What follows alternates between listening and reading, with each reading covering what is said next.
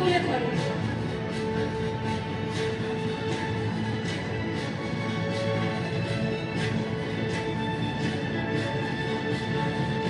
The breathtaking shades right above your heads in a symphony of technology and artistry, unlike any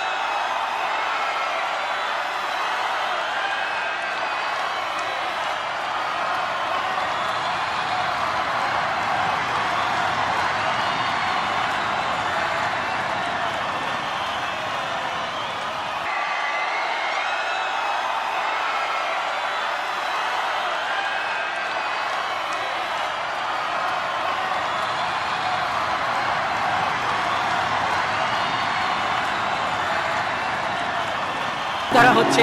আমরা দ্বিতীয় দৃশ্য দেখার অপেক্ষা আছি। ঠিক এই মুহূর্তে আমরা দেখছি জাতীয় সংসদ ভবনের সামনে যে দৃশ্য বাংলার প্রতিটি মানুষকে নাড়া দিয়েছিল, জুলাই শহীদদের ইমাম আবু সাইদের ছবি এবং পেছনে কিন্তু বেজে উঠছে সেই জুলাই বিপ্লবের গানগুলো। আবু সাইদ আবার মিলিয়ে যাচ্ছে আকাশে। এইখানকার উপস্থিত মানুষের আবেগ আপ্লুত। জানেন যে বাংলাদেশ গেল 15 থেকে 16টি বছরের যে স্বৈরাচারী আমল, যেই স্বৈরাচারী আমল প্রতিটি শিক্ষার্থী আর কেউ ঘরে থাকতে পারেনি, সেই শিক্ষা এবার আমরা দেখছি সেই মুগ্ধকে, এবং তার পাশে লেখা আছে যে পানি লাগবে পানি। সেই মুগ্ধকে আবার আরো একবার দেখছে এই বাংলার মানুষ, দেখছে এই বর্ষবরণের দিনে।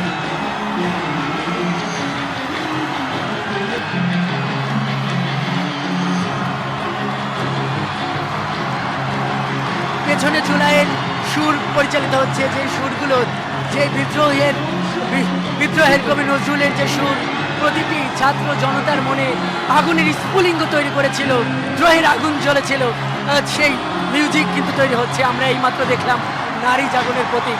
এই জুলাই আন্দোলনের নেতৃত্ব দিয়েছিল নারীরা। এখানে কিন্তু বেজে উঠছে আকাশের মতো বাধাহীন মরু সঞ্চার বেদুইন। এই এক অভূতপূর্ব দৃশ্যের সাক্ষী হচ্ছে এই জাতীয় সংসদ ভবন, এবং এর যার করোনায় মানুষ আবেগ আপ্লুত, এবং তারা এই আনন্দের দিনে তারা তাদের শহীদদের দেখে, যারা এই জুলাইকে সফল করার ক্ষেত্রে জীবন দান করেছে, যারা ভূমিকা রেখেছে, তাদের দেখে কিন্তু আবার আপ্লুত। এখন আমরা দেখতে পাচ্ছি সুজনকে, সেই রিক্সাওয়ালা সুজন, যে সুজনের স্যালুট ছাত্র জনতাকে অনেক উৎসাহিত করেছিল, সেই সুজনকে এখন আমরা দেখছি। এবং এরপর আমরা এইখানে কিন্তু বাংলাদেশকে তুলে ধরা হচ্ছে, বাংলাদেশের ঐতিহ্য, সেই শাপলা ফুলকে তুলে ধরা হয়েছে, পদ্মকে তুলে ধরা হয়েছে, এবং উড়ন্ত দোয়েলকে কিন্তু এখানে ফুটিয়ে তোলা হয়েছে। যেই মানুষের মর্যাদার প্রতি 1971-এর যে মহান মুক্তিযুদ্ধে, যে স্বাধিকারের জন্য যেই মানুষ এই বাংলাদেশকে মুক্ত করেছিল পাকিস্তানি হানাদারদের হাত থেকে, এবং একটি স্বাধীন দেশে তার ঠিক 50 বছর পর যখন একটি স্বৈরাচার এই স্বাধীন দেশের স্বাধীন মানুষেরও কাররা কিন্তু এখানে ঘটিয়েছে, এবং সেই যাবতীয় ইতিহাস আজ এই পয়লা বৈশাখের দিনে, বর্ষবরণের দিনে কিন্তু আজকে এখানে উপস্থাপন করা হচ্ছে। এই 1971 ভেসে উঠেছে এই মহান জাতীয় সংসদের সামনে, এবং এখানে কিন্তু স্পষ্টভাবে আছে 1971-এর উত্তরাধিকার 2024, 1971-এর সংগ্রামের ধারাবাহিকতা 2024, এবং 1971 এবং 2024 যে একই ধারাবাহিকতা। এই 1971 শিখিয়েছে যে স্বৈরাচার বাংলাদেশের মাটিতে কখনো থাকবে না। স্বৈরাচার বিদায় নিয়েছে, এবং ভবিষ্যতেও আর কেউ স্বৈরাচার হতে পারবে না। এই যাবতীয় দৃশ্য এখানে লাখ লাখ মানুষ দেখছে, উন্মুখ হয়ে দেখছে। আবার আমরা দেখছি সেই আবু সাইদকে, যে আবু সাইদ এই জুলাই আন্দোলনের প্রতীক, সেই আবু সাইদ 2024-এর এই গণভ্যুত্থানের সামনে দাঁড়িয়ে এখানে জাতীয় পতাকা হাতে দাঁড়িয়ে গেছে।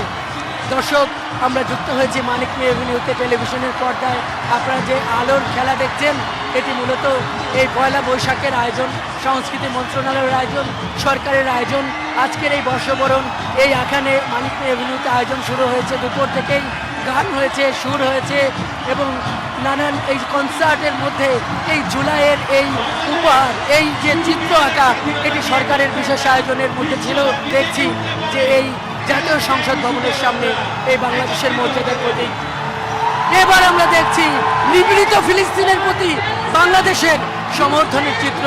দেখছি যে বাংলাদেশের অভ্যুদয়ের পর থেকে এই স্বাধীনতা, আমি যে প্যালেস্টাইনের যে ন্যায্য সংগ্রাম, যেই মুক্তির জন্য সংগ্রাম, সেই সংগ্রামের সঙ্গে বাংলাদেশ যে আছে সেই চিত্রতে কিন্তু এখানে ফুটিয়ে তোলা হলো।